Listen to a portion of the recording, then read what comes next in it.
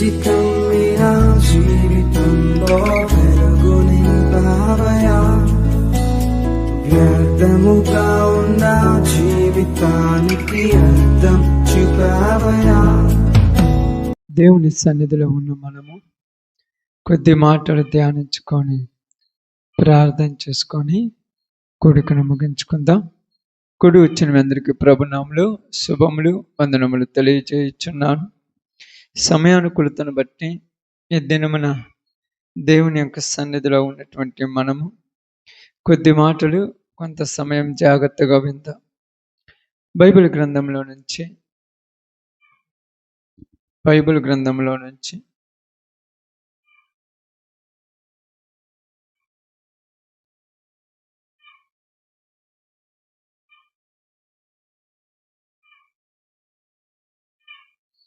అపోస్తుల కార్యములు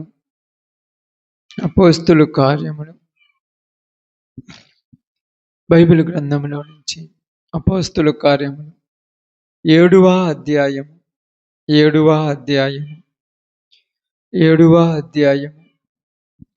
అపోస్తుల కార్యములు 7వ అధ్యాయము 14వ వచనములు కొంత భాగమును చదువుకొని అందరము కూడక ఆ మాటను ధ్యానిద్దాం. 7వ అధ్యాయము 34వ వచనము 34. ఐగుప్తులోనున్న నా ప్రజల దురవస్థను నేను నిదానించి చూచితిని, వారి మూలుగు వింటిని, వారిని విడిపించుటకు దిగువచ్చి ఉన్నాను. రమ్ము, నేనిప్పుడు నిన్ను ఐగుప్తునకు పంపుదునని అతనితో చెప్పెను. దేవుడి వాక్య భాగం మన మధ్యలో ఆశీర్వదించును గాక. ఆమేన్. Praise the Lord. స్తోత్రం. Praise the Lord. స్తోత్రం. సమయానుకూలతను బట్టి దేవుని యొక్క సన్నిధిలో ఉన్నటువంటి మనందరం కూడా దేవుని మాటలు వినుచున్నప్పుడు కృప కలిగిన దేవుడు, కనికరం కలిగిన ప్రభు మన జీవితాలలో వెలుగును నింపాలని, ప్రైజ్ ది లార్డ్, వెలుగు సంబంధమైన బిడ్డలుగా మనములను మార్చి పరలోక రాజ్యం కొరకు నిలబెట్టాలని ఈ మాటను మనం జాగ్రత్తగా శ్రద్ధగా వినుడి కొరకు సిద్ధపడతాం. జాగ్రత్తగా ఆలోచించి గమనించినట్లయితే దేవుడు మాట్లాడుతున్నటువంటి ఈ మాటలో నుంచి కొన్ని విషయాలు మనం జాగ్రత్తగా ఆలోచిస్తే పరిశుద్ధ లేఖనాలలో ఉన్నటువంటి మాటను మనం శ్రద్ధగా వినటానికి సిద్ధపడతాం. ఎలాగంటే ఐగుప్తులో ఉన్నటువంటి నా ప్రజల దురావస్థను నేను నిదానించి చూచితిని, వారి మూలుగు నేను ఏంటంటమ్మా వింటిని. ఇక్కడ ఐగుప్తులో ఉన్నటువంటి ఇశ్రాయేలు ప్రజలు ఎలాంటి పరిస్థితిలో ఉన్నారో మనకు అర్థమవుతూ ఉంది. ఎలాంటి స్థితిలో ఉన్నారని రాయబడింది ఇక్కడ? దురవస్థ. అంటే ఇశ్రాయేలీలు ఐగుప్తులో ఏం చేస్తున్నారమ్మా? కొద్ది నిమిషాలు జాగ్రత్త. ఇశ్రాయేలీలు ఐగుప్తులో ఏం చేస్తున్నారు? బానిసలుగా ఉన్నారు. బానిసలుగా ఉన్నటువంటి వీళ్లకు వాళ్ళ మీద పెత్తనం చేసే వాళ్ళు ఉన్నారు. పెత్తనము, దాసుడు వేరు, దాసత్వం వేరు, బానిసత్వం. అంటే యజమానుడికి దాసుడు వేరు, అధికారులకు బానిసలు వేరు. దాసుడు అంటే ఒక రకంగా చెప్పాలంటే జీతగాళ్ళ లెక్క. బానిస అంటే అలా కాదు. బానిస అంటే అది వేరు. ఇప్పుడు ఇక్కడ బానిసలుగా ఉన్నటువంటి ఈ యొక్క ఐగుప్తులో ఉన్నటువంటి ఇశ్రాయేలీలను వాళ్ళు ఎట్టి చాకిరీ చేయిస్తూ ఉన్నారు. ఎలాగంటే అధికారము వాళ్ళదే. బాగానండి, అధికారము వాళ్ళదే, పెత్తనము వాళ్ళదే. ఏది చేసినా వాళ్ళు చెప్పినట్టే జరగాలి, ఇంకా ఏది ఎవరు చెప్పడానికి లేదు. ఉదాహరణకు ఎగ్జాంపుల్గా కష్టపడి పంట పండించి ఆ పంటను అమ్మాలంటే వాళ్ళు చెప్పినట్టే అమ్మాలి. వీళ్ళకి స్వతంత్రం లేదు. మేము ఇంతకే అమ్ముతాం మా పంటను అనటానికి లేదు, మేము ఇంతకే తీసుకుంటాం మా పంటను అనటానికి లేము. మేము ఇక్కడే ఉంటాము, ఇది మాది అంటానికి ఏం లేదు. ఎందుకంటే వాళ్ళు బానిసలు అక్కడ. వాళ్ళకు ఏది స్వాతంత్రము లేదు. కాబట్టి స్వాతంత్రం లేనివాడు అక్కడ ఉన్నప్పటికీ అతడు బానిసగానే ఉన్నాడు.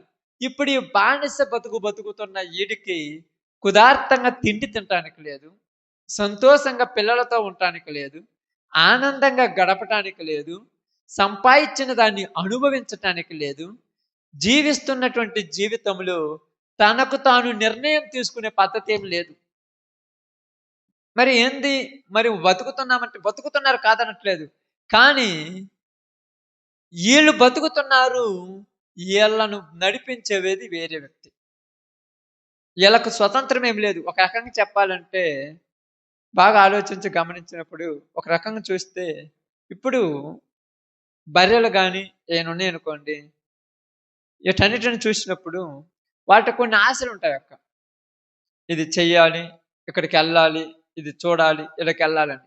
కానీ వాటి మీద ఉన్నటువంటి యజమానుడు ఏం చేస్తాడంటే వాటిని కరెక్ట్గా ఉన్నాడు వీడికి నచ్చినట్టు వాటిని చూస్తాడు.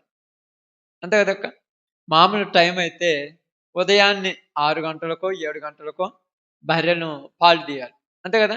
నీకు అవసరమైన 5 గంటలకు తీసేస్తావు. అప్పుడు అది దానికి ఇష్టం లేకపోతే ఏం చేస్తావు? బలవంతంగా తీసుకుంటావు దాని నుంచి. అంతే కదక్క. మీరు చాలా మంది చూడండి, పనులు ఏదైనా ఉంది అనుకోండి, పని లేనప్పుడు కుదార్థం కూర్చొని నిదానంగా ఏదో టైం అనుకుంటారు. పని ఉందనుకోండి, మధ్యాహ్నం 3 గంటలకు తీయాలంటారు. ఇప్పుడు అవి ఏమనుకుంటాయి? నా టైం ఇది కాదనుకున్నా నీ చేతిలో చిక్కుకుంది, నువ్వు కట్టేసావు కాబట్టి నువ్వు నచ్చినట్టుగా చెయ్యాలి. చెయ్యకపోతే ఏం చేస్తాము అక్క? కొడతాము, మేతయ్యము, ఏమి చెయ్యము. కాబట్టి ఇప్పుడు అదేంటంటే అది జీవిస్తుంది కానీ దానికి స్వతంత్రం లేదు. పచ్చి గడ్డి తెచ్చాడు అత్త. ఎవరి కోసం తెచ్చాం? దానికోసమే. కానీ తినటానికి లేదు. నువ్వు వేసేదాకా ఉంటాను అంతే. తినటానికి ఉందా? చూస్తూనే ఉంటుంది, పొద్దు గోకులు చూస్తుంటది. చూస్తూ చూస్తూ చూస్తూ నెమరు కారిపోతుంటది దాంట్లో నుంచి. తీసుకొచ్చేస్తారేమో. నువ్వు వేస్తే తినాలి, లేకపోతే లేదు. మనం ఏం చెప్తాం తెలుసా? రోజు ఏం చెప్తాం తెలుసా? ఇదిగో నా బర్రెకు చూడు, కావాలంటే రోజుకి ఎంత తీసుకుపోతాను, ఎంత అంటే నేను చెప్పినంత మాత్రాన దానికి ఏమి లేదు, స్వాతంత్రం లేదు. అది తినటానికి లేదు, అది లేచి వెళ్ళటానికి లేదు, స్వతంత్రంగా తన బిడ్డకు కూడా పాలియటానికి లేదు. ఇందాక బిడ్డకు పాలు ఇచ్చిందనుకో కొడతాం. ఎందుకు? నీకు పాలు ఉండవు కాబట్టి. బాగా అర్థం చేసుకోండి. అంటే ఇప్పుడు ఏమంటామంటే అది మనం మేపుకుంటున్న బర్రె కదంటే, ఓకే బర్రె కాదనట్లేదు, కానీ దాని యొక్క పద్ధతి అది నేను కాదనట్లేదు. అదే విధముగా మనుషులకు కూడా అలాంటి పద్ధతులే ఉండేవి. మనుషుల జీవితాలు కూడా అలాగే ఉన్నాయి. అప్పుడు ఐగుప్తులో అన్నం వండుకుంటారు కానీ కుదార్థంగా తినటానికి లేదు. వాళ్ళు చెబితేనే తినాలి. వాళ్ళు చెప్పిన రోజే చికెన్ తెచ్చుకోవాలి, వాళ్ళు చెప్పిన రోజే మటన్ తెచ్చుకోవాలి, వాళ్ళు చెప్పినప్పుడే పప్పు వండుకోవాలి, వాళ్ళు చెప్పినప్పుడే ఏదేం చేయాలి. వాళ్ళు ఏదంటే అది, ఏది కాకపోతే వద్దు. ఇప్పుడు ఈ బతుకుని ఏమంటారు చెప్పండి? జీవిస్తున్నాము కానీ నాకు ఇష్టం అంటూ ఏమి. ఇలాంటి దురావస్థలో ఉన్నటువంటి వీళ్లకు ఇంకా వాళ్ళ మీద ఎట్టి శాఖని. వాడు మొయ్యగలిగినంతకంటే ఎక్కువ భారం పెట్టేవాళ్ళు, వాడు తినగలిగిన దానికంటే ఎక్కువ తినమనేవాడు, వాడు చేయగలిగిన దానికంటే ఎక్కువ పని చేయమనేవాడు. ఇలా చేస్తేనే నేను నీకు ఇది ఇస్తాను, లేకపోతే లేదు. అంటే నీకు నచ్చినట్టు వాళ్ళను బతకమంటావు, వాళ్ళు బతకనప్పుడు వాళ్ళ మీద దెబ్బలు కొడుతుంటాం. అది బానిసత్వం అంటే. ఇక్కడ స్వతంత్రం ఉందా? లేదు. మనం అనుకుంటాం నేను చాలా గొప్పగా చూసుకున్నా కూడా స్వతంత్రం అనేది లేదు. ఎందుకు లేదంటున్నానంటే నచ్చినట్టుగా ఉండటానికి లేదు. ఇల్లు నీదే, వాకిలి నీదే, వండుకున్న అన్నము నీదే, వేసుకున్న పొలము నీదే, తీసుకొచ్చుకున్న పంట నీదే. నీకు నచ్చినట్టు తినటానికి లేదు, నీకు నచ్చినట్టు కూర్చోటానికి లేదు, నీకు నచ్చినంతగా అమ్ముకోవటానికి లేదు, నీకు నచ్చింది చేయటానికి లేదు. ఎందుకు లేదు అని మనం అడుగుతున్నామంటే వాళ్ళు వేరే వాళ్ళ బానిసత్వం కింద ఉన్నారు.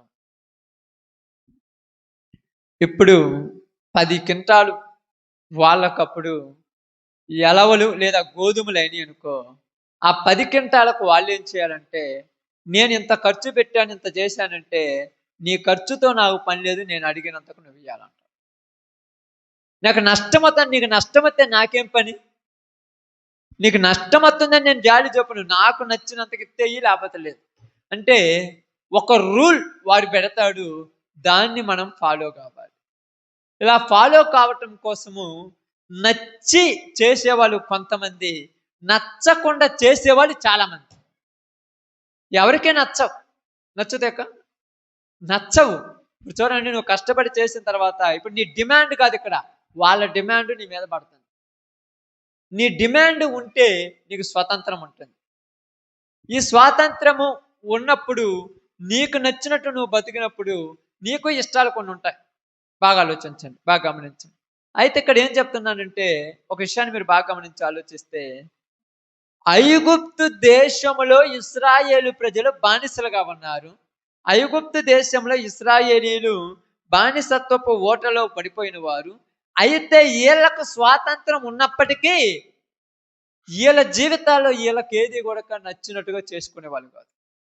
స్వాతంత్రం ఉంది అంటే లేదు, బానిసలు అయిపోయినప్పటికీ ఆ టైంలో వాళ్ళు మొరపెడుతున్నారు. ఆ టైంలో వాళ్ళు మొరపెడుతున్నారు, మూలుగుతున్నారు, వేదన పడుతున్నారు. ఎవరైనా వచ్చి ఈ బాధల్లో నుంచి మమ్మల్ని విడిపిస్తే బాగుండునే, ఎవరైనా వచ్చి ఈ దరిద్రంలో నుంచి మనం బయటికి తీసుకొస్తే బాగుండునే అని ఏడుస్తూ ఉన్నప్పుడు దేవుడు వాళ్ళ మొర ఆలకించెను అని రాయబడింది బైబిల్. ఐగుప్తులో ఉన్న నా ప్రజల దురావస్థను నేను నిదానించు చూచితిని అని రాయబడింది. దేవుడు చూసి వాళ్ళని విడిపించాలని బయటకు వచ్చారు. ఎవరు విడిపించాలని? ఇశ్రాయేలీయులు. ఎక్కడి నుంచి విడిపించాలని? వాళ్ళు ఉన్న బానిసత్వంలో నుంచి విడిపించాలని. ఐగుప్తులో నుంచి బయటికి తీసుకురావాలని కాదు. వాళ్ళు ఉన్నది ఐగుప్తులోనే కానీ బానిసత్వంలో ఉండకూడదు. అది బాగానండి. నువ్వు ఎక్కడున్నా కూడా స్వతంత్రం లేకపోతే నువ్వు ఎక్కడున్నా ఒకటే. అర్థమైందక్క? స్వతంత్రం లేకపోతే నువ్వు ఎక్కడున్నా, ఇప్పుడు స్వేచ్ఛ అనేది లేకపోతే అనుకో, నీ ఇంట్లో ఉన్న ఒకటే, ఇంకొక ఇంటికి పోయిన ఒకటే. ఎందుకంటే నీ ఇంట్లో కూడా దొంగలాగా బతకాలంటే ఎన్ని రోజులు బతుకుతాం? కనీసము ఉదాహరణకు చెంబు తీసుకొని నీళ్లు తాగాలన్నా కూడా ఎవరైనా ఏమన్నా అంటారేమన్నట్టు భయపడుతూ ఎన్ని రోజులు బతుకుతావు నీ ఇంట్లో? స్వతంత్రం కోరుకుంటావు లేదు నువ్వు కూడా. నీకు నచ్చినట్టుగా ఉండాలి, నీకు నచ్చినట్టుగా జీవించాలి, నీకు నచ్చినట్టుగా పడుకోవాలి, నీకు నచ్చినట్టుగా తినాలి. ఇలాంటివి ఉన్నప్పుడు నువ్వు ఎంత హ్యాపీగా ఉంటావు? ఇప్పుడు అదే వీళ్ళు అంటున్నారు తెలుసా, ఐగుప్తులో ఉన్నటువంటి ప్రజల దురావస్థను దేవుడు చూసి వాళ్ళ కోసం మోసేని పంపించి వాళ్ళకు ఉన్న ఆ పరిస్థితిలో నుంచి వాళ్ళని బయటికి తీసుకురమ్మన్నాడు. ఇప్పుడు ఇశ్రాయేలు ప్రజల దగ్గరికి మోషే వెళ్ళాడు, మీ అందరికీ తెలుసు. వెళ్ళిన తర్వాత వాళ్ళందరినీ ఆ పరిస్థితిలో నుంచి బయటకు తీసుకొచ్చారు. ఐగుప్తు దేశంలో నుంచి వాళ్ళు బయటకు వచ్చారు. వచ్చున్నటువంటి సందర్భాన్ని మనం ఒకసారి చూద్దాము. బైబిల్ గ్రంథంలో నుంచి నిర్గమకాండము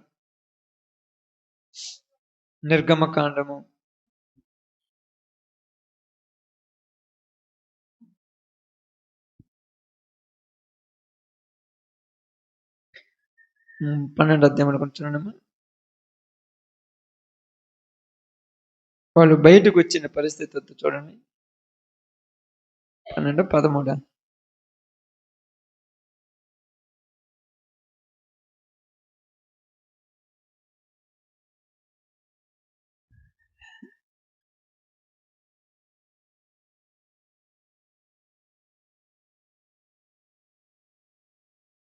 ఏందమ్మా? 3వ అధ్యాయం. బయటకు వచ్చింది, వాళ్ళు బయటకు వచ్చింది.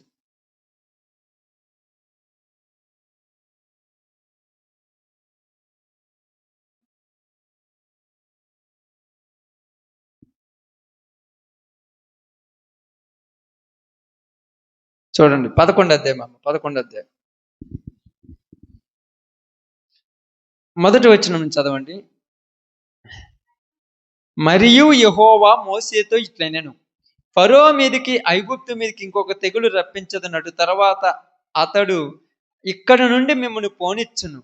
అతడు మిమ్మల్ని పోనిచ్చునప్పుడు ఇక్కడ నుండి మిమ్మల్ని బొత్తిగా వెళ్ళగొట్టును. కాబట్టి బాగానండి, కాబట్టి తన చెలికాని యొద్ద ప్రతి పురుషుడు తన చెలికత్తె యొద్ద ప్రతి స్త్రీయు వెండి నగలను బంగారు నగలను అడిగి తీసుకొనుడి. అని ప్రజలతో చెప్పుము. యెహోవా ప్రజల ఎడల ఐగుప్తీయులకు కటాక్షము కలగజేసెను. అదిగాక ఐగుప్తులో దేశములో మోషే అను మనుషుడు ఫరో సేవకుల దృష్టికి ప్రజల దృష్టికి మిక్కిలి గొప్పవాడాయి. ఇక్కడ ఏం జరిగిందంటే ఐగుప్తు దేశంలో నుంచి మీరు బయటకు వచ్చేటప్పుడు మీరందరూ కూడా ఏం చేయమని చెప్పాడంట, మీ యొక్క ఎంతవరకు మీ మీద పెత్తనం చేశారు చూడండి, ఎంతవరకు మీ మీద అధికారం చేశారు చూడండి, వాళ్ళ దగ్గరికి వెళ్ళి వాళ్ళ దగ్గర నుంచి వెండి బంగారములను అడిగి తీసుకోండి అన్నాడు. అడిగితే ఇతరమ్మా, ఇప్పుడు అడిగితే ఇతరప్పుడు మీ సొమ్ము వాళ్ళు తీసుకున్నారని మీకు తెలుసు, మీరు పోయి అడిగితే ఇతరా?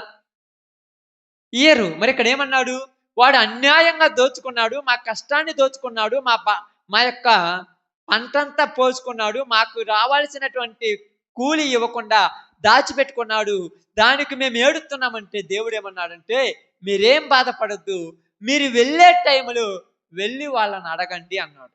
అడిగినప్పుడు ఏం జరిగిందంటే అక్కడ చూడండి,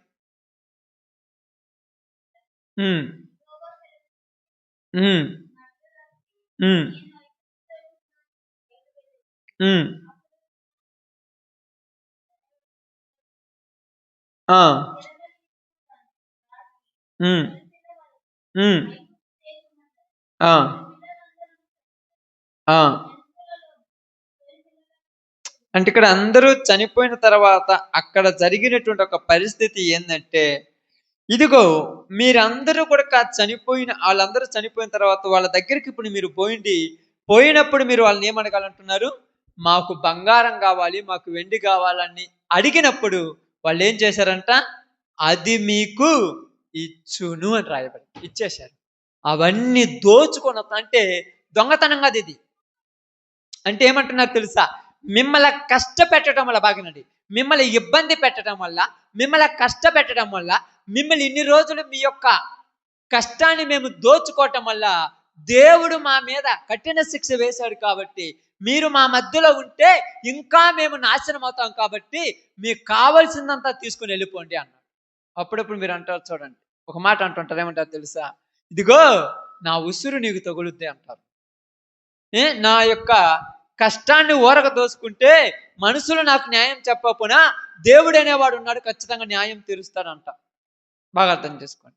ఇక్కడ న్యాయం తీర్చింది ఎవరు? దేవుడు. ఐగుప్తులో ఉన్నటువంటి ఐగుప్తు ప్రజల యొక్క పరిస్థితిని పట్టి వాళ్ళ జీవితాలను నరకయాతన, అంటే వాళ్ళ కుటుంబాలలో తెగుళ్ళు కానీ, వాళ్ళకు పుట్టిన ప్రతి మగబిడ్డ, మొదటి సంతానం పుట్టిన ప్రతి మగబిడ్డను అక్కడే చంపేయగా వాళ్ళందరికీ భయం ఏర్పడింది. ఇదిగో వీళ్ళకు మనము అన్యాయం చేశాము కనుక మనల్ని వాళ్ళ దేవుడు శిక్షించాడు, కాబట్టి వాళ్ళు మన మధ్యలో ఉంటే మనం ఇంకా బాగుపడలేము, కాబట్టి మన కుటుంబం అంతా ఇంకా పాడైపోదు, కాబట్టి మీరు వెళ్ళండి అన్నాడు.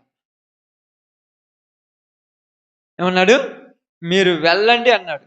చూడండి, అక్కడ మీరు ఈ విషయాన్ని బాగా గమనించి ఆలోచించినప్పుడు అక్కడ మనం చూసినప్పుడు ఐగుప్తీయులు ఇప్పుడు అందరూ కూడా ఒకళ్ళ తర్వాత ఒకళ్ళు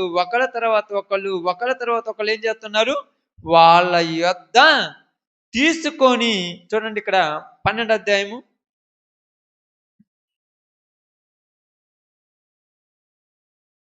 34 వచ్చిన నుంచి నిదానంగా చదవండి అమ్మా.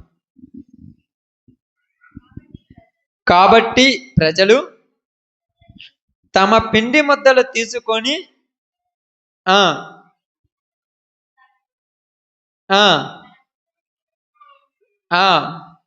ఇశ్రాయేలీలు మోసే మాట చొప్పున చేసి ఐగుప్తీయుల యొద్ద వెండి నగలను, బంగారు నగలను, వస్త్రములను అడిగి తీసుకొనిరి. అడిగితే ఎందుకు ఇస్తారు? ఇంతకుముందు బలవంతంగా లాక్కొని ఇప్పుడు అడిగితేనే ఇస్తున్నారంట. పోయి అడిగారంట, నాకు అది కావాలి, నాకు ఈ దండ కావాలి, నాకు ఈ నగలు కావాలి, నాకు ఈ బంగారం కావాలి, నాకు ఇది కావాలంటే తీసుకొని పోండి అంటున్నారంట. ఎందుకు తీసుకొని పోమంటున్నారంటే దేవుడు వాళ్ళను మెత్తాను. ఇప్పుడు బాగానండి, అక్కడ చూడండి సందర్భం, ప్రజలు యెహోవా ప్రజల ఎడల ఐగుప్తులకు కటాక్షము కలగజేసిన గనుక వారు వారికి కావలసిన వాటిని ఇచ్చి అట్లు వారు ఐగుప్తులను దోచుకొనిరి. అట్లు వారు ఐగుప్తీయులను దోచుకొనిరి. కావలసినంత అడిగితే అడిగినంత ఇచ్చేశారంట. ఎవరు కూడా ఆగిండి ఇవ్వకుండా. ఈరోజు మనం అడిగితే ఊరన్నా ఇస్తారా? నువ్వు నిన్ను ఊరన్నా లేనోడు అడిగితే నువ్వు ఇస్తావా? ఆకలి అవుతుందమ్మా, ఒక కొద్దిగా అన్నం పెట్టమంటే ఉన్నా కొడక నీ వరకు ఉంది, ఇంకా లేదని వెళ్ళిపోమంటావు అంతే. కానీ ఇక్కడ అడిగితే ఇచ్చేసే పొజిషన్కి వచ్చారు ఐగుప్తీయులు. అడిగితేనే ఇచ్చారంట. కొట్లే, మళ్ళీ వాళ్ళ మీద దోచుకోవాలా, వాళ్ళ మీద పడి వాళ్ళను చంపలా, వాళ్ళ మీద పడి వాళ్ళను కొట్టలా. ఊరికి వెళ్ళి అడుగుతున్నారు. ఏమంటున్నారు? అయ్యా, ఇదిగో మాకు ఆ వెండి కావాలి, ఆ బంగారం కావాలి, ఆ నగలు కావాలి, ఆస్తి కావాలి, ఇవన్నీ కావాలి, గార్ధోపములు కావాలి, ఈ గుర్రాలు కావాలి, గాడిదలు కావాలి, ఒంటెలు కావాలంటే మీకేవి కావాలంటే అవి తీసుకోమన్నా. ఇప్పుడు తీసుకునేటప్పుడు వాళ్ళు ఎలాగుంటారు చెప్పండి ఒకసారి. ఎంత బాగుంటారమ్మా? నవ్వుతారా లేకపోతే ఏడుతూ తీసుకుంటారా? అయ్యో ఐగుప్తుని అనవసరంగా వదిలేసిపోతున్నామే, అయ్యో మేము ఇక్కడ ఉంటే బాగుండు, ఇక్కడి నుంచి ఎందుకు పోతున్నామని బాధపడితే తీసుకొని పోతారా? ఎంత సంతోషం తీసుకుంటారు, ఎంత ఆనందంగా తీసుకుంటారు. ఇదిగో ఈ బంగారం నాది. వాళ్ళు బీరువాళ్ళు ఓపెన్ చేసి, వాళ్ళకి అప్పుడు ఇప్పుడు బీరువాళ్ళు అయితే అప్పుడు బీరువాళ్ళు, అప్పుడు పెట్టెలు ఉంటాయి కదా, ఆ పెట్టెలు ఓపెన్ చేసి వాళ్ళకి దాచుకున్నటువంటి ఆ యొక్క మనం ఏమంటారు తెలుసా, అవన్నీ ఏమంటారు, పాత్రలు అంటారు కదా, పాత్ర అంటారు కదా, ఆ పాత్రలు ఓపెన్ చేసి వాళ్ళకి తగిన మొత్తం ఓపెన్ చేసి నీకు నచ్చింది తీసుకోపోమన్నారు. ఇప్పుడు నచ్చినోడు నచ్చిందల్లా తీసుకొని పోతున్నాడు. ఇక్కడ స్వతంత్రంగా తీసుకున్నప్పుడు, వీళ్ళు తీసుకుంటున్నప్పుడు వాళ్ళ మనసులో ఎక్కడైనా ఎవరికైనా జాలి దయ అనిపించిందా? ఎందుకు అనిపించలే? బాగా ఆలోచించాలి. ఎందుకు అనిపించలేదు? కష్టం చేస్తే నీ దగ్గర ఉండాలి, వాళ్ళ దగ్గర ఉంది కదా, వాళ్ళ దగ్గర ఇప్పుడు తీసుకుండేది నువ్వు, నీది కాదు కదక్క. నీది తీసుకున్నప్పుడు నువ్వు బాధపడి ఇప్పుడు నువ్వేం చేశావు? యజమానులది, వాళ్ళ దగ్గర ఉండే పై ఉన్న పెత్తనదారుల దగ్గరికి వెళ్ళి వాళ్ళ ఇంట్లో ఉంటుంది చూడు, ఆ మూలను దాచిపెట్టుకుంటారు. మూలను దాచిపెట్టుకుని పైన తివాచీలు లాంటివి కానీ కప్పుంటారు. కప్పింది ఇట్లా ఉప్పదీశారు, ఆ దుప్పటి తీసేశారు. వాళ్ళ మంచాల కింద వాటి కింద ఉన్నటువంటి అవన్నీ పైకెత్తేశారు. వాళ్ళ దగ్గర ఉన్నటువంటి ఆ యొక్క గింజలు కానీ అవి ఉన్నాయి చూడు, వాటన్నిటి మీద నుంచి మూతలు తీసేశారు. మీకు ఎన్ని కావాలంటే అని తీసుకోమన్నారు. తీసుకునేటప్పుడు ఎవరికైనా బాధ వేస్తుందా? ఎందుకు బాధ లేదు? అయ్యో పాపము, ఇంత సంపాదించిండు, వాడిది అనవసరంగా నేను తీసుకోవడం కరెక్టా అని అనిపించద్దా లేదా చెప్పండి? ఇదిగో కుప్ప కొట్టుకు పెట్టుకొని ఇంత ఎత్తున, అంటే 5 అడుగులు ఎత్తుని పోసాడు కుప్ప బంగారపు రాసి, ఈ బంగారపు వజ్రాలు, ఆ నక్లీసులు, అడ్డానాలు, ఇవన్నీ నేను తీసుకోవడం కరెక్ట్ కాదు కానీ అనిపించదు అనిపేదా? ఇప్పుడు చెప్పాలి మీరు, అనిపించదు అనిపేదాక? అనిపించదు. ఆమేన్. ఎందుకు అనిపించదు? ఇప్పుడు చెప్పాలి. అనిపేది అన్నారు, ఎందుకు అనిపించదు? ఎందుకు అనిపేది? ఇది కావాలి, ఇక్కడ కావాలని తీసుకున్నారు, దొంగతనం, ఇవన్నీ నేను అట్లా ఎందుకు అనిపించదు? ఇప్పుడు ఉదాహరణకు మీరు కూడా అన్నింటికి పోయినప్పుడు, మీ బంధువులు ఇంటికి పోయినప్పుడు పోయి వేసుకొని తినిపోమన్నప్పుడు నువ్వు ఎమ్మటే పోగానే కొండకాడికి పోగానే ఏం చేస్తావు? వాళ్ళు తిన్నారు లేదని పైది కొద్దిగా వేసుకొని 2 ముక్కలు ఉంటే 2 ముక్కలు వేసుకొని చారుతో తినేస్తాం. కొద్దిగా నేను ఇంతే తినేదాన్ని సర్దుకొని వచ్చేస్తాం. వాళ్ళే స్వతంత్రం ఇచ్చారు కదా, మరి పోయి వేసుకొని స్వతంత్రం తిని రావచ్చుగా.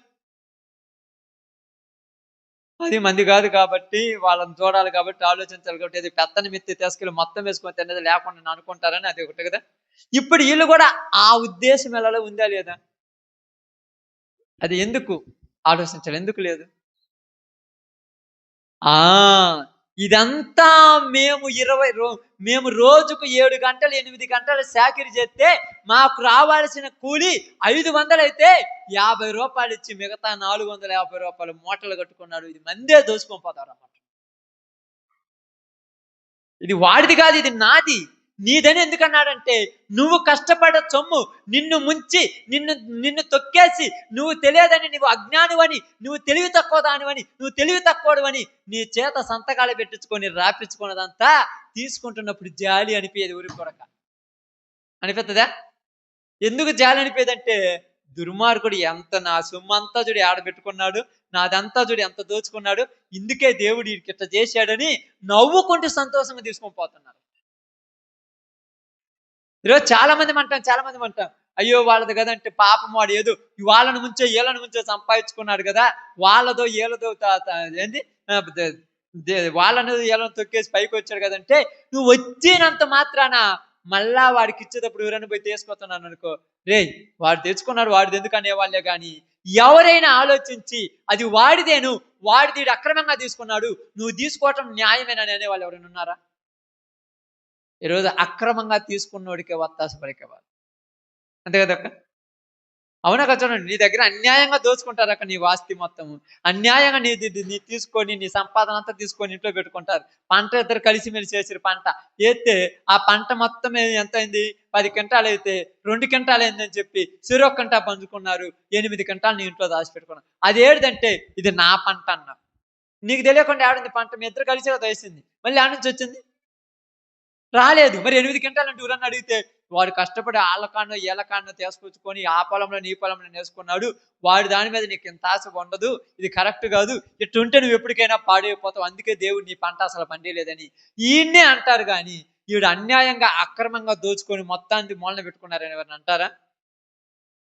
అనరు. ఐగుప్తిలో కూడా ఎవరు అనలే, ఏ రోజు అనలే. అందుకే దేవుడే దిగి రావాల్సి వచ్చింది. ఈరోజు మనమేమనుకుంటాం తెలుసా? వీడు చూడు ఎంత పెద్ద బ్యాట కట్టించు, నీటి అద్దాల మీద కట్టించినట్టే మనందరం మేము ముందు అట్లా అనుకుంటాం. కానీ పై కదా లోపల ఏమనుకుంటాము?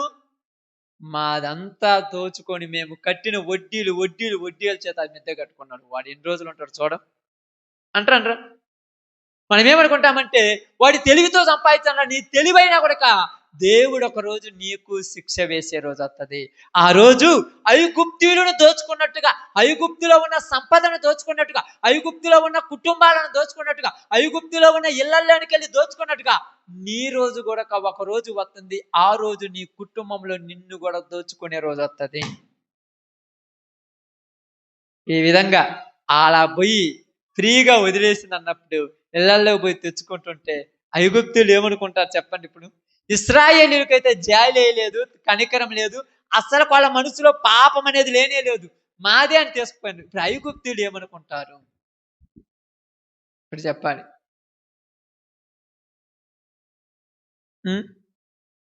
ఇప్పుడు ఐగుప్తులు ఏమనుకుంటారు అక్క? వాళ్ళు ఏమనుకుంటారు చెప్పు? ఇప్పుడు నువ్వు కాబట్టి నువ్వు అన్నావు, నేను కష్టపడించమన్నా నాది కాబట్టి మేము తీసుకున్నామన్నా అని మీరు అంటున్నారమ్మా. ఇప్పుడు ఐగుప్తులు ఏమనుకోవాలి?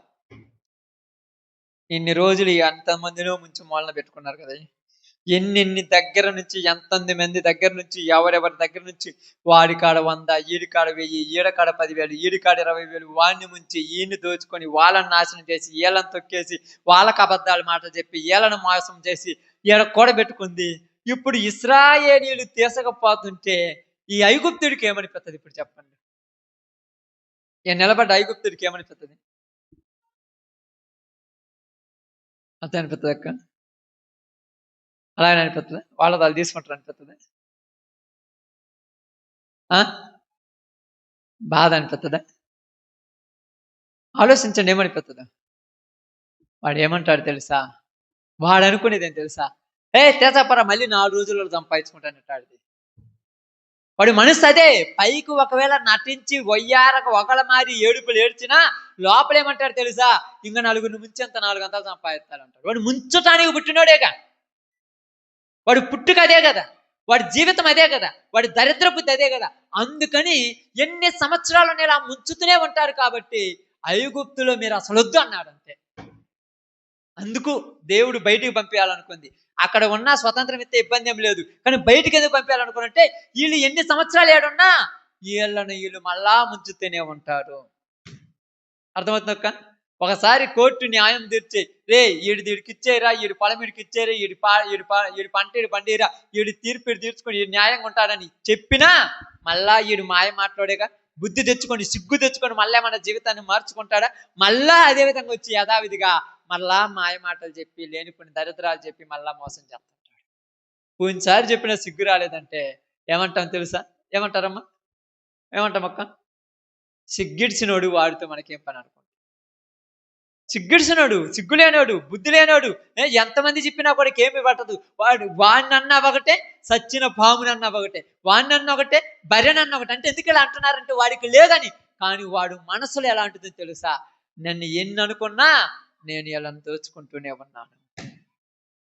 నువ్వు బాధపడతావు, వాడికి బాధ ఉండదు. నువ్వు తీసుకెళ్తుంటే నీకు అనిపిస్తుంది, అయ్యో పాపము వాళ్ళ బిడ్డల నోటికాడు అనవసరంగా తీసుకుపోతాను నీకు అనిపిస్తుంది. వాడికి అనిపేది పోతే పోనరా మళ్ళీ 4 రోజులు సంపాదించి పెట్టినట్టు. ఎందుకు ముంచేవాడు వీడు? ఎట్టాడు ముంచేవాడు. వాడు పుట్టుకే ముంచే పుట్టుక, వాడి జీవితమే ముంచడము. ఎంతమందినో ముంచి వీడు పైకి రావాలన్న పుట్టుకేడిది. వాడు బుద్ధి అట్టాడిదేగా. ఏడ మాట్లాడినా కూడా ఒకళ్ళకొకళ్ళకు గొడవలు పెట్టే మాట్లాడి కొన్ని వారం ఆదివారం చెప్పాగా మీకు వాడి గురించి, గుర్తుందే లేదు? కొన్ని ఆదివారం చెప్పా కదమ్మా, ఇక్కడే చెప్పింది దాని గురించి. ఎవరి గురించి గుర్తుంది ఎవరికన్నా? బరబ్బ ఎలా ఉంటాడని చెప్పాను కదా, నరహంతకుడు. వాడి ఇద్దరి మధ్య గొడవలు పెట్టి వాటిని చూసి నవ్వుకునే రకం అని చెప్పాను. వాటి మీద బిజినెస్ చేసేవాడని చెప్పే కదా ఇప్పుడు బరబ్బ గురించి చెప్పే కదా.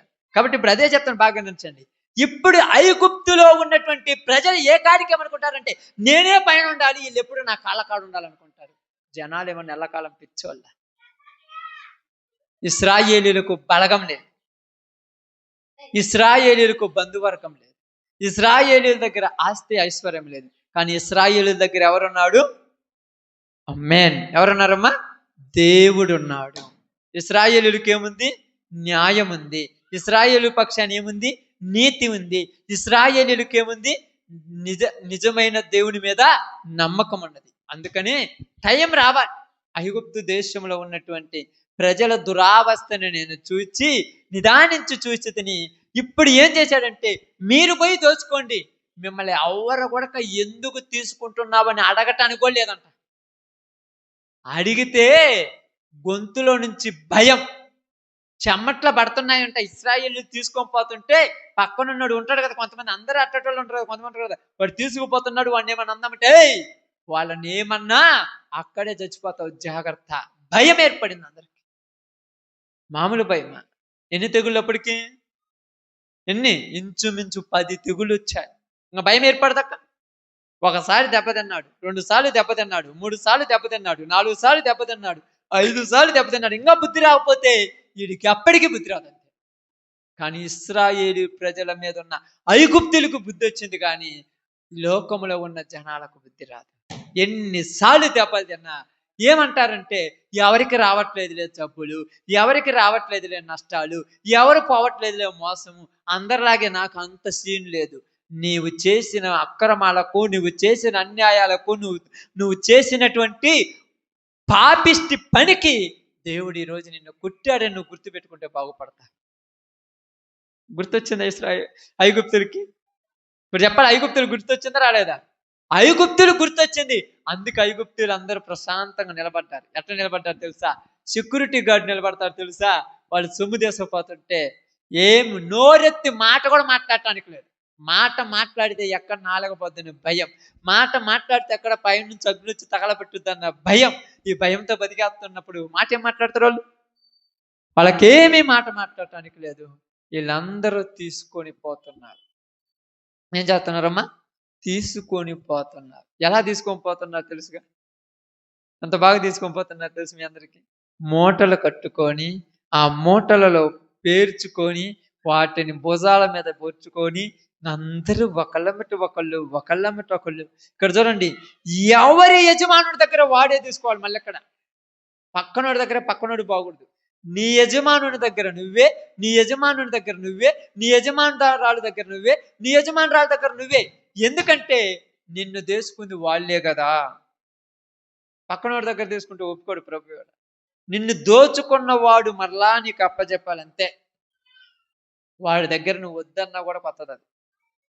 మనమేమనుకుంటామంటే, ఈరోజు కళ్ళ ముందు జరిగింది కాబట్టి బాధ. వాళ్ళు 400 సంవత్సరాలు వాళ్ళు బాధపడ్డారు, కళ్ళ ముందు ఉంటుంది కాబట్టి బాధ.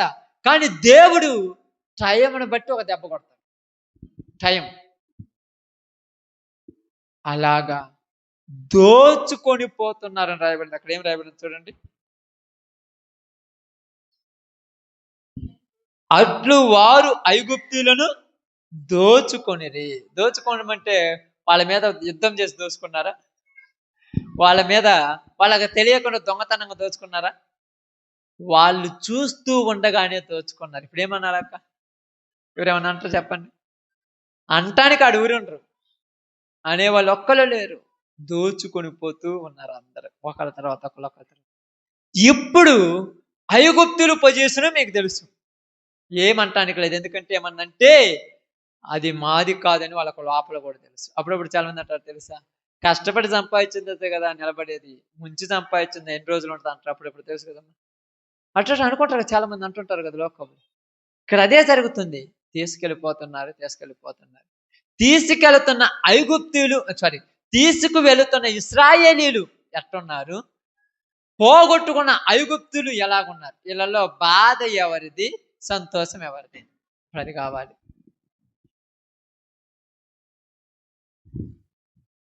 బాధ ఎవరిది, సంతోషం ఎవరిది?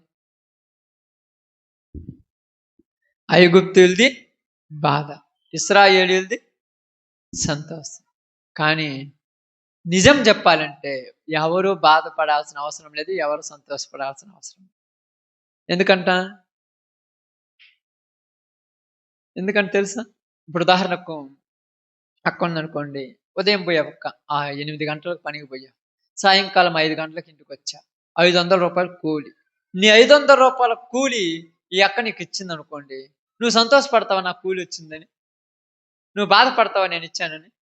నువ్వు కష్టపడ్డావు, నీకు వచ్చింది, నువ్వు చేపించుకున్నావు, నీకు వచ్చింది. కాబట్టి ఇద్దరు బాధపడాల్సిన పని లేదు, సంతోషపడాలి. ఎందుకంటే ఎవరన్నా అడిగితే, అమ్మ నీ 500 ఇస్తున్నావంటే ఇది నాది కాదు, ఆ అమ్మదే, ఆ అమ్మ పని చేసింది కాబట్టి ఆమెకి ఇయటము కరెక్టే. ఇప్పుడు ఎవరన్నా నీ దగ్గరికి వచ్చి, ఏందమ్మా ఆమె డబ్బులు తీసుకుపోతున్నావు అంటే, నేనేమి ఊరకేం తెచ్చుకోవటం లేదు, కష్టపడి పని చేశాను, నేను తీసుకొచ్చుకున్నానంటే నీకు సంతోషం లేదు, నీకు బాధ లేదు. అదే విధంగా ఇశ్రాయేలీలకి సంతోషం లేదు, ఐగుప్తులకి బాధ లేదు. ఎందుకు? ఇదంతా వాళ్ళదే, వాళ్ళు తీసుకుపోతే మనకేం చేద్దాం? ఇశ్రాయేలీల సంతోషం ఎందుకు లేదు? ఇది మందే. ఇన్ని రోజులు మనం సంపాదించాం, దాచిపెట్టాం, వీళ్ళ నోట్లలో పెట్టాం. ఈరోజు దేవుడి దయ వల్ల మంది మనకు వచ్చినప్పుడు సంతోషం ఉండదక్క. పొలాలు పంచుకుంటున్నారు, బై మిస్టేక్లు పెద్దల న్యాయం తిరుగుతూ 1 ఎకరా ఇంకొకటి మీద వేసాడు, చిన్నోడి మీద పెద్దోడి మీద వేసాడు. జాగ్రత్త పోతే ఆ ఎకరా చెరిసగం రావాలి, కానీ ఒకడికే ఇచ్చాడు. ఇప్పుడు తీర్పులు తీర్చారు, కోర్టుకు పోయారు, అంతా జరిగింది. ఇప్పుడు ఎకరా చెరిసగం వస్తే నీకు సంతోషం ఉంటుందా, బాధ ఉంటుందా? సంతోషం ఉండదు, బాధ. ఎందుకు? న్యాయం ప్రకారం నాది నాకు వచ్చింది, దానికి సంతోషపడాల్సిన. కొత్తది వస్తే సంతోషపడాలి. అర్థమైందే? పాతది పోతే బాధపడాలి. వాడి తోడిపోయింది, దానికి బాధ ఎందుకు? ఇక్కడ ఇశ్రాయేలీలు వాళ్ళను దోచుకొని వెళుతూ ఉన్నప్పుడు ఇక్కడ వీళ్ళ దగ్గర ఉన్నది స్వాతంత్రం. అమ్మే, అది ఈరోజు గుర్తుపెట్టుకోండి. ఇక్కడ వీళ్ళ దగ్గర ఉన్నది ఏంటిది? స్వాతంత్రం. ఏంటిది ఆ స్వాతంత్రం అంటే? నాది నేను అనుభవించే స్వాతంత్రం, అంతే కదా. ఇప్పుడు వాళ్ళది వాళ్ళే కదా అనుభవించాడు. వాళ్ళకు అన్నం వాళ్ళే తింటున్నారు, వాళ్ళ డబ్బులు వాళ్ళే ఖర్చు పెట్టుకుంటున్నారు, వాళ్ళ పంట వాళ్ళే తీసుకున్నారు. ఇప్పుడు అడగటానికి ఊరు లేరు కదా. ఇది స్వాతంత్రం అంటే. ఇప్పుడు ఈ స్వాతంత్రమును దుర్వినియోగపరచుకోవటం కరెక్టా? దుర్వినియోగపరచడం అంటే బాగా అర్థం చేసుకోండి. దుర్వినియోగపరచడం అంటే ఇప్పుడు మీరు వాళ్ళను అడిగి తీసుకోండి, మీది పక్కన వాళ్ళదొద్దు, మీరే తీసుకోండి. తీసుకొని పోయేటప్పుడు వాడిని చంపి తీసుకొని పోమన్నాడు దేవుడు. వాళ్ళని చంపొద్దు, మీది మీరు తీసుకొని పోండి, వాడు ఉంటాడు, వాడి దొరకొంచండి. ఇప్పుడు వాడిని చంపేవచ్చుడు, నేను తీసుకుపోతున్నాను ఏమనట్లేదని వాడి మీద పడి వాడిని చంపావా, ఇది దుర్వినియోగం. నిన్ను ఏమనట్లేదు కాబట్టి నువ్వు వాడిని ఏమంటానికి లేదు. అక్కడ నీది నీకు ఇచ్చినప్పుడు నువ్వు వాడిని ఏమంటానికి హక్కు. ఇది దుర్వినియోగం అంటే. స్వతంత్రం ఉంది కదా, ఐగుప్తులు నన్ను ఏమనలేదు కదా, ఇన్ని రోజులు నన్ను కొట్టారు కదా, నన్ను తిట్టారు కదా, నా మీద చిత్రహింసలు పెట్టారు కదా, ఇప్పుడు అవకాశం దొరికిందని కొరడా తీసుకుని వాళ్ళని కొడతానంటే కుదురుద్దా? ఇది దుర్వినియోగం పరచుకోవడం స్వాతంత్రాన్ని. ఎందుకంటే నువ్వు దుర్వినియోగం పరుచుకుంటే వాళ్ళు రివర్స్ అయ్యి మళ్ళా నీ మీద యుద్ధం చేస్తారు. లేనిపోయిన తలకాయ నొప్పులు వచ్చాయి ఇవన్నీ కూడా. నీది తీసుకున్నావు, ఇప్పుడు తీసుకున్న తర్వాత నువ్వు వెళ్ళిపోవాలంతే. ఇప్పుడు నువ్వు బజార్లోకి వచ్చి దేవుడు ఉన్నాలే, న్యాయం తిరుగుతాలే, నువ్వు అన్యాయం చేసినవులే, కోర్టు కూడా తీర్పు తీర్చింది అన్నావు అనుకో, పాపం వచ్చి వాడు గొడవ దిగుతాడు. అప్పుడు ఊరికి నష్టం. వచ్చినప్పుడు సద్రంగా తీసుకుని వెళ్ళిపోవాలి ఊరి దాటిన వాళ్ళు. దుర్వినియోగం పరుచుకుంటున్నా, ఏమనట్లేదని నెత్తినెక్కకూడదు. అనకపోయినా నీ పనే నువ్వు చెయ్యాలి. పక్కనోడి పని అంటే ఎగస్ట్రాలు చేయకూడదు. కాబట్టి ఇక్కడ జరిగింది కూడా ఏంటంటే, ఐగుప్తీయులు ఉన్నటువంటి ఇశ్రాయేలు ప్రజలు బానిసత్వం నుంచి బయటకు వచ్చారు. స్వాతంత్రాన్ని ఉపయోగించుకున్నారు. బాగానండి, స్వాతంత్రాన్ని ఉపయోగించుకున్నారు. ఉపయోగించుకున్నటువంటి స్వాతంత్రంలో ఇప్పుడు స్వాతంత్రంగా ఉన్నారు కాబట్టి అన్నం తీసుకున్నారు, బంగారం తీసుకున్నారు, వజ్రాలు తీసుకున్నారు, వాళ్ళకి నచ్చినవి తీసుకున్నారు. ఈ లేవు అనకూడదు వాళ్ళ దగ్గర, అన్నీ ఉన్నాయి. కొంత దూరం పోయినారు. అక్కడ పోయిన తర్వాత ఎర్ర సముద్రం ఎదురొచ్చింది. బాగానే ఎర్ర సముద్రం ఎదురొచ్చింది. ఎర్ర సముద్రం ఎదురు రాగానే వాళ్ళందరూ అక్కడ శనిగారు గుడిగారు మనకు తెలుసు, వాటిని వదిలేయండి. అక్కడ నుంచి మళ్ళా సీనాయి అరణ్యంలోనికి పోయారు. ఇప్పుడు అరణ్యంలోనికి పోయిన తర్వాత వీళ్ళు తెచ్చుకున్నటువంటి బంగారం కానీ, వీళ్ళు తెచ్చుకున్నటువంటి వెండి కానీ, వీళ్ళు తెచ్చుకున్నటువంటి బాగానండి గార్ధోపములు కానీ, వీళ్ళు తెచ్చుకున్నటువంటి ఎద్దులు కానీ, వీళ్ళు తెచ్చుకున్నటువంటి పావురాలు కానీ, వీళ్ళు తెచ్చుకున్నటువంటి కోడి పిల్లలు కానీ ఏ ఉంటాయి ఈ ఎవరివి? ఇప్పుడు చెప్పాలి, ఎవరి అమ్మీళ్ళు తెచ్చుకొని ఎవరి?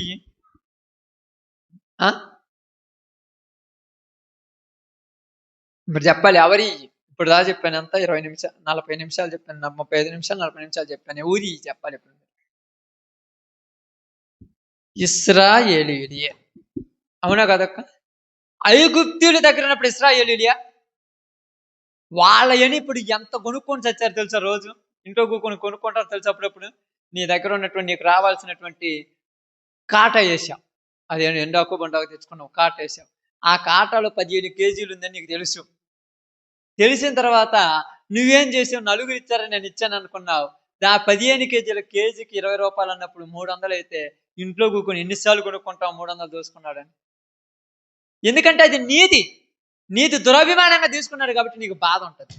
అర్థమైందా? అది నీది కాకపోతే నీకు బాధ ఉంటుందా? ధర్మకాట బాగుంది, ఇబ్బంది ఏం లేదు, కరెక్ట్ న్యాయం నాకు ఇచ్చాడు, నువ్వు ఇప్పుడు దాని గురించి అసలు మాట్లాడు.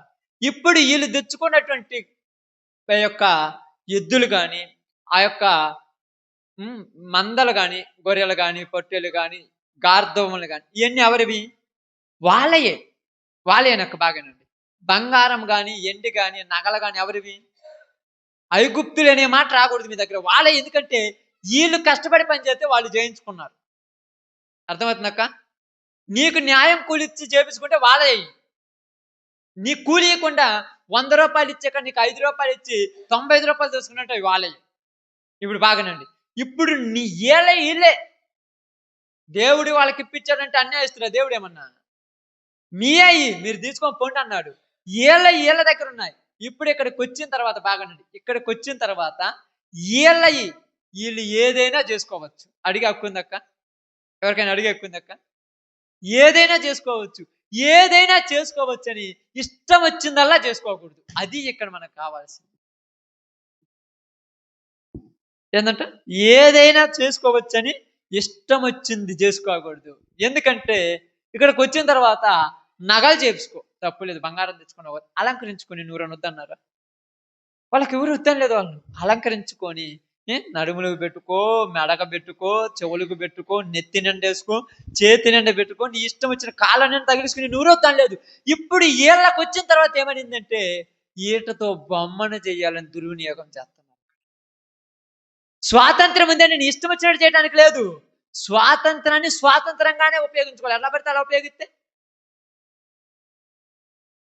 భారతదేశానికి స్వాతంత్రం వచ్చినప్పుడు గాంధీ మహాత్ముడు అన్నాడంటును, అర్ధరాత్రి ఆడబిడ్డ నడి రోడ్డు మీద పోతే స్వాతంత్రం వచ్చినట్టు అన్నాడంట. నడి రోడ్డు మీద పో, కానీ నడి రోడ్డు మీద పోతున్నా నువ్వు నీ ఇష్టం వచ్చిన పనులు చేసుకోకపోతే అది ఎలా ఉంటది? సెక్యూరిటీ గార్డులు ఎందుకు పెట్టారు? పోలీసు వాళ్ళు నైట్ పూట మానభంగాలు జరుగుతున్నాయి కదా, దొంగతనాలు జరుగుతున్నాయి కదా. స్వతంత్రం ఉంది. స్వతంత్రం ఉన్నప్పుడు నీ ఇంటిలోనికి నీకు స్వతంత్రం ఇచ్చాడు కాబట్టి నీది నువ్వే తిను, పక్కన పెడదంతో నీకేం పని? అందుకే కదా కాపలా ఉండాల్సి వస్తుంది. అంతే కదక్క. ఇప్పుడు పొలం వేసుకున్నావు, నీకు ఉన్నది ఏంటిది? నువ్వు వేసుకున్నటువంటి స్వచ్ఛ, నువ్వు వేసుకున్నావు స్వచ్ఛ.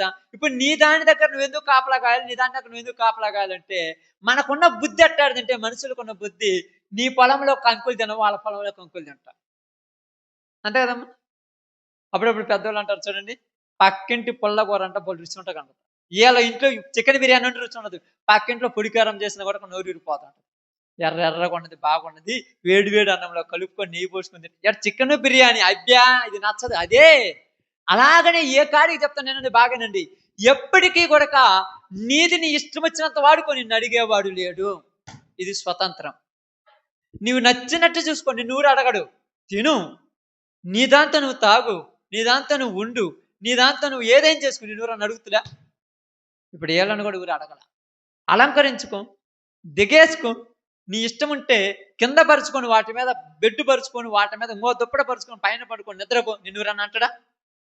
వాటితో నువ్వు బొమ్మను చేసుకున్నావు, అది దుర్వినియోగం. స్వాతంత్రమును దుర్వినియోగం చేస్తున్నారు. నేను ఈ దేవుడు ఏమండు అని చెప్పేది ఏదంటే చేసుకున్నాడు, బొమ్మను చేసుకున్నాడు. ఓకే పోనీలే, బొమ్మను చేసుకుని ఏదో నచ్చడానికి చేసుకున్నారని పక్కన పెట్టేశారు, వదిలేశాడు, దాని గురించి పక్కన పరుచుకోవాలి.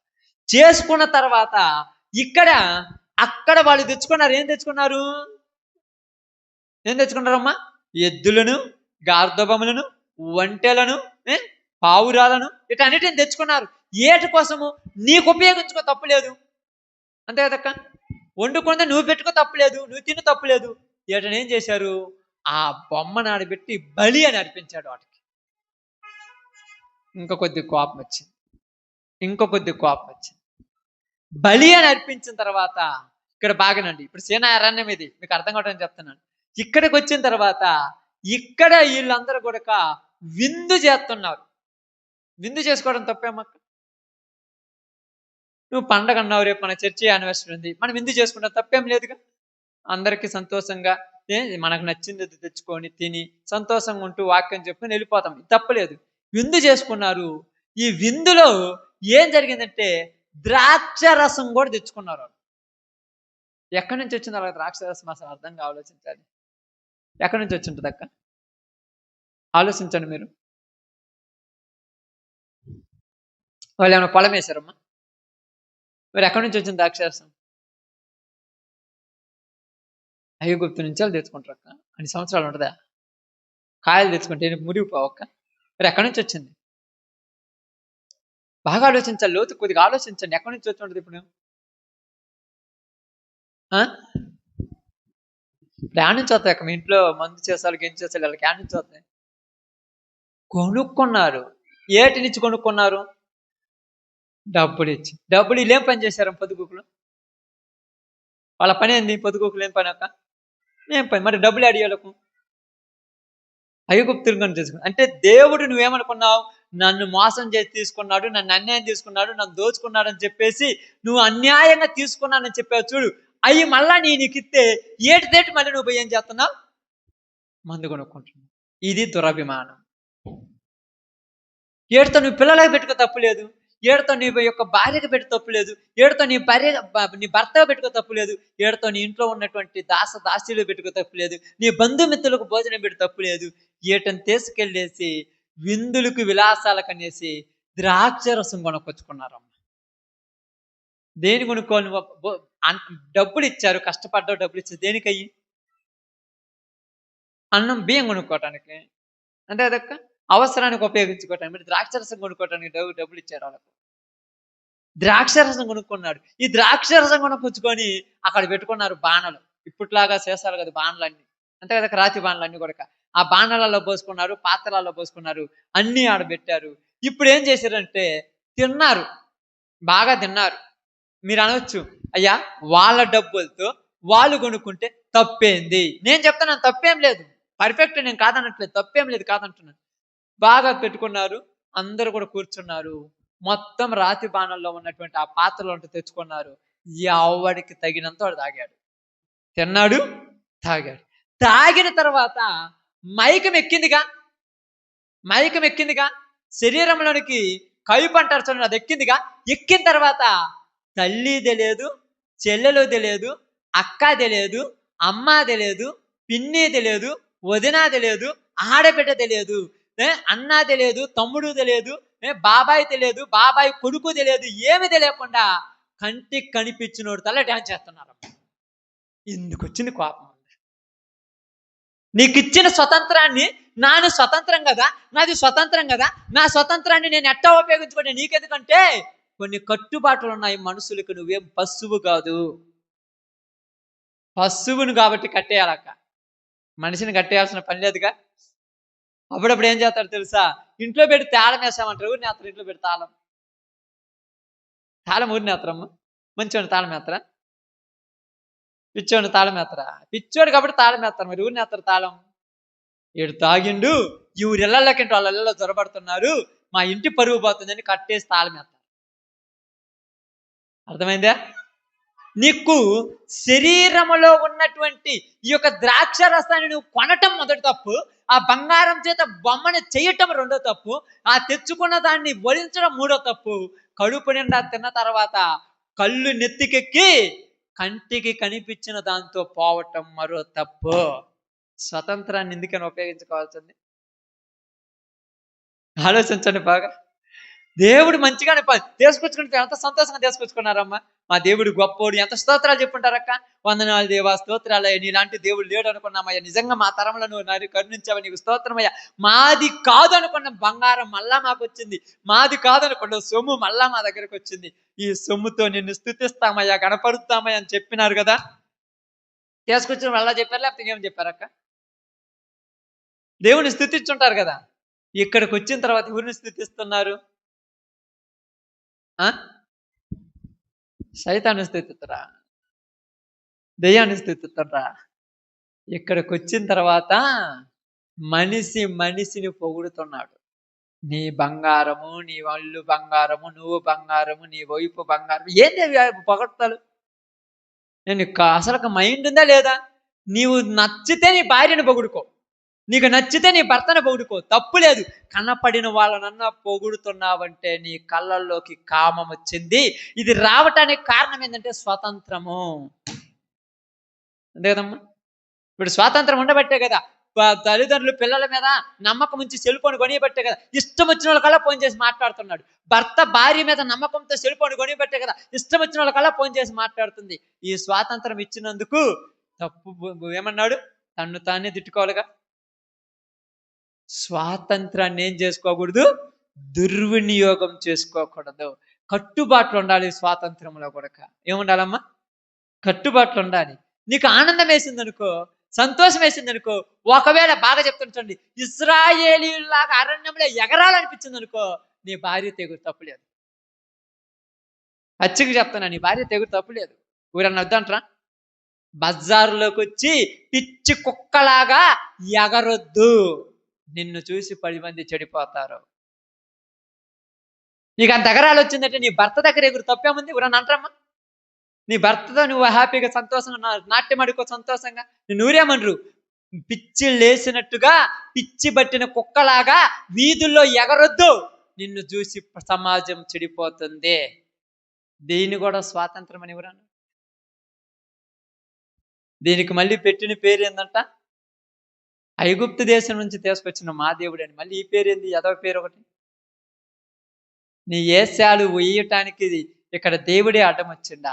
ఐగుప్తు దేశంలో నుంచి నిన్ను స్వతంత్రురాలుగా బయటికి తీసుకొచ్చి, ఐగుప్తు దేశంలో నుంచి నిన్ను స్వతంత్రుడిగా బయటికి తీసుకొచ్చి ఇక్కడ స్వతంత్రంగా ఉండి స్వాతంత్రం అనుభవించమని చెబితే తెచ్చుకున్న సొమ్మును ఇష్టం వచ్చినట్టు నష్టం పాలు చేసుకుంటున్నావు. మొదటి తప్పు. ఆ రోజు వాళ్ళ దగ్గర ఉన్నప్పుడైనా ఎట్టి శాఖరి చేత చేతిలో డబ్బులు లేవు కాబట్టి బయటికి తాగటానికి పోలా. డబ్బులు ఎవడనేమ్మా? కడుపు మండింది కదా, పిల్లోడికి పోబెట్టాలి కదా, భార్యకి పోబెట్టాలి కదా, పెట్టకపోతే బయట వాడు తంతడు కదా. ఆ రోజున తంతుంటేనే నా జీవితాంతం మీరు లోబడి ఉండేది. పైన తంతుంటేనే ఎప్పుడు తన్నాయన స్వతంత్రంగా ఉండొద్దా? ఆ స్వాతంత్రాన్ని ఏం చేశారంట? దుర్వినియోగపరచు. పేతురు రాసిన పత్రికలు అనుకుంటాను, అక్కడ రాయబడింది అన్నమాట. నీ స్వాతంత్రమని మీరు దుర్వినియోగం చేసుకోవద్దన్నారు. ఇశ్రాయేలు ప్రజలు ఐగుప్తు దేశంలో ఉన్నప్పుడు విడుదల కావాలనుకున్నారు. దేవుడు విడిపించిన తర్వాత విచ్చలవిడితనానికి అలవాటు పడ్డారు. విడిపించిన తర్వాత ఏం కావాలమ్మా? అప్పుడప్పుడు బర్రె లాక్కుంటుంది అనుకో, ఇడుస్తావు. ఇడిచినప్పుడు ఏం చేయాలి? పద్ధతిగా నువ్వు వేసిన గిడ్డి దగ్గర పోయి పద్ధతిగా మేసితేమన్నా అంటారక్క? ఇడిచినప్పుడు ఏం చేస్తుంది? పోయి ఆ గిడ్డి మొత్తాన్ని చందా అయితే 4 దాంతో మళ్ళా అప్పుడేమంటారు? దీన్ని కట్టేయటమే కరెక్ట్, ఇది బర్రె, దీని బుద్ధి మానదు. ఎందుకమ్మా ఊరక లాక్కుంటుంటే బర్రెను కట్టేసావంటే, దీన్ని కట్టేయకపోతే ఇదేం చేయదంట, అలివి కాదు. అలివి కావాలంటే ఏం చేయాలి, కట్టేయాలి. ఇంక రెండోది ఏమంటారు దీనికి, మొగదాడి పెట్టాలని అంటుంటారు. కాబట్టి బాగా గమనించి ఆలోచించండి. బైబిల్ గ్రంథంలో ఇక్కడ చక్కగా రాయబడినటువంటి సందర్భం ఏంటంటే, నేను మీకు ఇచ్చిన ఈ యొక్క స్వాతంత్రము వాళ్ళు బయటకు వచ్చిన తర్వాత దేవుడు వాళ్ళని ఏమనలేదని. ఏమనలేదంటమ్మా, ఏమనలేదా, ఏమనలేదమ్మా వాళ్ళు. అడిగితే ఆహారం పెట్టాడు కదా, నేను ఎర్ర సముద్రం ఎదురెత్తి 2 పాయలు చేశాడు కదా, ఇబ్బందులు ఉన్నప్పుడు వాళ్ళని పరామర్శించాడు కదా. ఇక్కడికి వచ్చిన తర్వాత వాళ్ళని దేవుడు ఏదో మాట్లాడలేదన్నట్టుగా ఏమంటున్నారు చూడండి. ఇక్కడ బాగా గమనించి ఆలోచిస్తే, బయటకు వచ్చిన తర్వాత చూడండి, బయటకు వచ్చిన తర్వాత వారు ఆ బయటకు వచ్చినప్పుడు వాళ్లకు కలిగిన ఈ స్వాతంత్రాన్ని ఏం చేస్తున్నారంట, చూడండి. కావాలంటే పేతురు రాసినటువంటి పత్రిక 2వ పత్రిక 2వ అధ్యాయం అనుకుంటాను, 2వ పత్రిక 2వ అధ్యాయం అనుకుంటాను. చేశారమ్మా.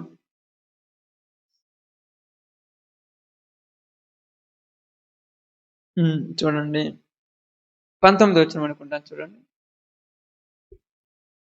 తామే భ్రష్టత్వమునకు దాసులై ఉండియు అట్టి వారికి స్వాతంత్రం ఇత్తురని చెప్పుదురు. ఒకడు దేని వలన జయింపబడును దానికి దాసుడు అగును. అంటే వీళ్ళు అక్కడ గురించి మాట్లాడుతున్నారంటే, ఇప్పుడు వీళ్ళు స్వతంత్రులుగా ఉన్నారని మనం చెప్పగలమా, మాట్లాడగలం వీళ్ళ గురించి. వీళ్ళు ఏమై ఉన్నారంట, వీళ్ళే ఏమై ఉన్నారంట, ఏం రాయబడింది అక్కడ, వారే భ్రష్టత్వమునకు దాసులై ఉండి. దేనికి దాసులై ఉన్నారంట, భ్రష్టులైపోయారు. ఊరిప్పుడు ఇశ్రాయేలీయులు ఏమైపోయారు, భ్రష్టులైపోయారు. ఈరోజు దేవుడు నిన్ను నిలబెట్టిన పద్ధతిని బట్టి నీ జీవితంలో కూడా భ్రష్టత్వము అమలుకుందేమో ఒకసారి ఆలోచించండి. భ్రష్టత్వం నీలోనికి వచ్చిందేమో ఒకసారి ఆలోచించు. ఎందుకంటే ప్రియ సహోదరి సహోదరులారా, దేవుడు ఈరోజు మనల్ని స్వతంత్రులుగా వదిలేశాడు. చూడండి, స్వతంత్రం ఏం చేయాలంటుందంటే, యోహాను రాసిన పత్రిక, యోహాను సువార్త 8వ అధ్యాయము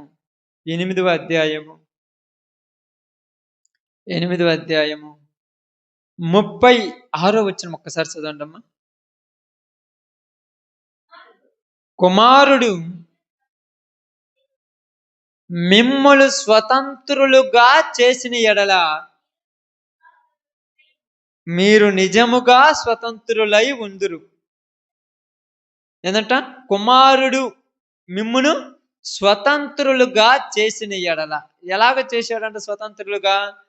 13వ వచనం చదవండి ఒకసారి. 32వ వచనం చదవండి అమ్మా. 32. అప్పుడు సత్యము మిమ్ము స్వతంత్రులుగా చేయునని చెప్పగా వారు చాలమ్మా, సత్యం మేము చేయనట్టుంది, స్వతంత్రులుగా చేయును. సత్యం ఏం చేస్తుంది, స్వతంత్రులుగా చేస్తుంది. కాబట్టి ఇక్కడ ఒకళ్ళతో ఒకళ్ళు ప్రేమ ఆప్యాయతలు అనురాగాలు కలిగి ఒకళ్ళనొకళ్ళు ప్రేమించుకుంటూ దేవుని సత్యములో పెరగమని బైబిల్ చెప్తుంటే, ఇచ్చిన ఈ సత్యాన్ని రోజు ఏం చేస్తున్నారు, దుర్వినియోగం చేస్తున్నారు. ఏం చేశారంటే సత్యమును దుర్వినియోగం చేశారు. ఎలాగ చేశారని రాయబడింది బైబిల్ గ్రంథంలో. ఎలాగ రాయబడిందంటే, తామే పనికి మాలినోళ్ళు అయ్యి కొంతమందికి మంచి వాళ్ళు మారుతామంట. ముందు నువ్వు కరెక్ట్. అసలు అహరోను బుద్ధి ఏమైంది, మోసే పోయిండు. అహరోను బుద్ధి ఏమైందమ్మా, చెప్పాలిగా వద్ద ఇది కరెక్ట్ కాదని. అక్కడ పెద్దలు ఉన్నారు కొంతమంది, వాళ్ళ బుద్ధి ఏమైంది,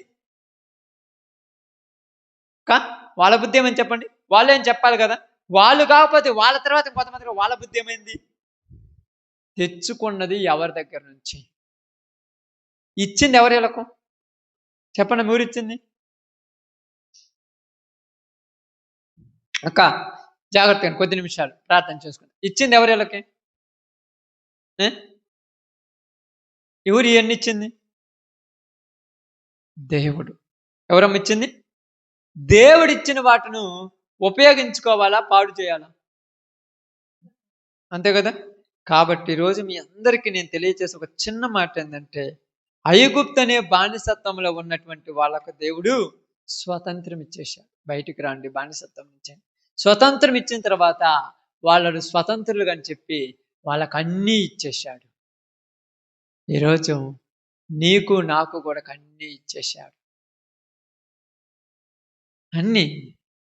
అపవాదితో చెప్తాదు, ఏదోను వనములో దేవుడు ఆదాము అవ్వలను విడిచిపెట్టినప్పుడు అపవాది చెప్పుంటది, అయ్యా ఆ చెట్టు కొద్ది కంచేసుకో, వాళ్ళు మామూలు కాదని ఉంటది. చెట్టుకు ఏ చెట్టు కంచేసుకోమని చెప్పుంటది? మంచి చెడు తెలివినెత్తచ్చు. నువ్వు తినొద్దని చెప్పినంత మాత్రాన వాళ్ళు ఉండరు. కంచేసుకో వాళ్ళ దగ్గరే పోకుండా ఉంటాను. ఏమన్నారు తెలుసా? నా బిడ్డలు నా కింద బానిసలు కాదు, వాళ్ళు కూడా స్వతంత్రులే, వాళ్ళకి ఆజ్ఞ పెట్టాను, దాన్ని మేరరు అన్నాడు. నమ్మకం చూడు ఎంత మంచిది. ఈ నమ్మకాన్ని ఏం చేశాడు? పాడు చేసి పెట్టారు. ఈరోజు మనకు కొరకు దేవుడు అదే ఇచ్చాడు. మీరు నా బిడ్డలు, మీరు ఏ మాత్రం తప్పులు చెయ్యరన్న. కానీ దేవుడు పెట్టిన నమ్మకాన్ని ఏం చేశాం? పాడు చేసి పెట్టాం. అక్కడ వాళ్ళు ఉన్న ఆ బానిసత్వానికి ఈరోజు ఇక్కడ వీళ్ళకు దేవుడు ఇచ్చిన స్వతంత్రంతో, ఈ స్వాతంత్రంతో వీళ్ళు ఏం ఉపయోగించుకుంటారు? మళ్ళా వాటికి బానిసలైపోతారు. చూడండి, ఎగరటము, డాన్సులు వేయటము, చిందులు వేయటము, ఇవన్నీ దేవుడు చూసి, మోసే కిందున్న నా ప్రజలు చెడిపోయినారు, నువ్వు వెళ్ళమన్నాడు.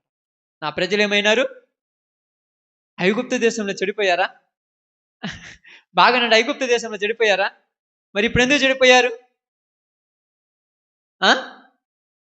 ఎందుకు చెడిపోయారు చెప్పండి. ఇప్పుడు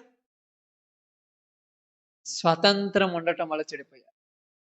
బ్రిటిష్ వాళ్ళ కింద ఉన్నంత కాలం భారతీయులు కాడ లంచాలు గించాలేం చల్లలా. ఇప్పుడు ఏంటంటే నాదే పెత్తనం కదా, ఎవరేం చేస్తారని లంచాలు చేసుకుంటున్నారు. నీ హక్కు నువ్వు అడగటానికి కూడా లేదు అక్కడ. నీ పని నువ్వు చేయించుకోవటానికి కూడా 100 రూపాయలు ఇవ్వాలి. నువ్వు పుట్టావు మీ అమ్మకని చెప్పటానికి కూడా 100 రూపాయలు ఇవ్వాలి. బర్త్ సర్టిఫికేట్ తీసుకుంటాను పోతాను. నేను మా అమ్మ పుట్టానంటే రుజువేంది, గ్యారంటీ ఏందని అడుగుతున్నారు. లంచం ఇస్తే గ్యారంటీతో పని లేదు. ఇంకా రే నువ్వే కదా డెలివరీ చేసిందంటే నాకు తెలియదు నువ్వు ఊరు,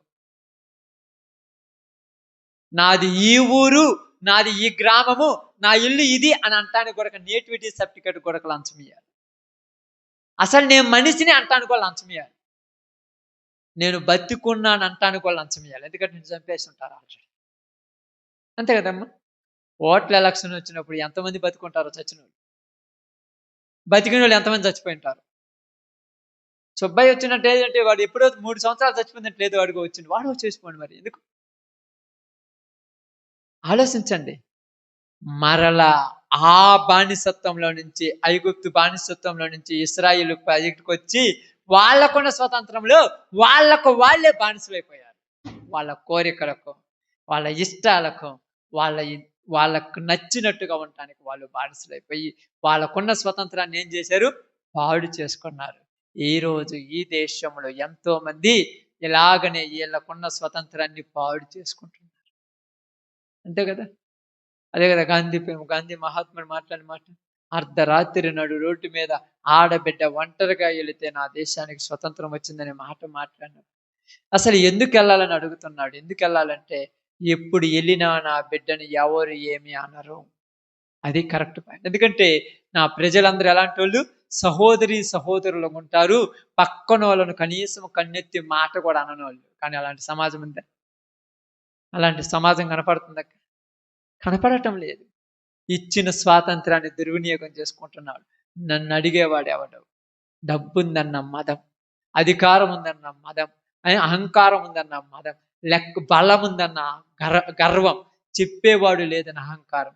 దేవుడు అనేవాడు ఉంటాడు, అన్నిటినీ అణిసేస్తాడు. జాగ్రత్త.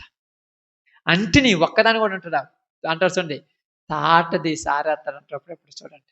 కాబట్టి ఈరోజు నీతో నాతో మనందరితో మాట్లాడిన మాట ఏంటంటే, మనకు కూడా దేవుడి స్వతంత్రం ఇచ్చాడు. ఈరోజు మరలా మనం బానిసలు అవుతారు.